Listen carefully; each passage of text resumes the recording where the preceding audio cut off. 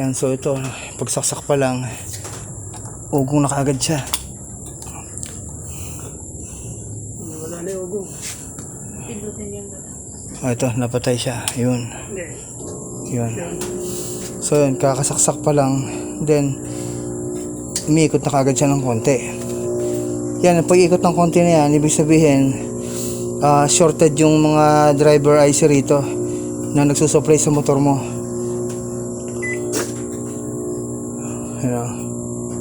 Kita mo, umikot, di ba? Nakapatay na yung washing machine natin yan.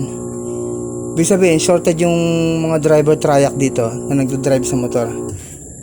Ayun.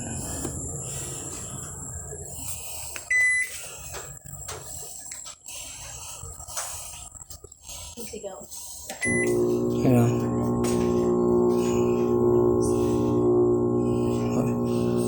Wala ka pang nakaset na ano niyan, umiikot ka agad siya. Dapat bago siya umikot, dapat nagpuno muna ng tubig yan.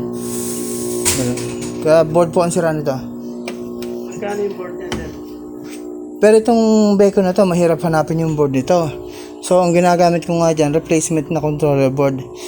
Yan, ito mo. Convert ko lang sa iba. Universal controller board ang tawag doon. So yun talaga ang gamit ko. Ang dami na akong nakabitan nun. Ito kasi, marami naghahanap ng Beko na ganito. Wala silang makitang board niyan. Then ako, kino-convert ko sila ng ibang controller board. Yun nga, yung universal. Magkano naman yung universal? Ayun, bali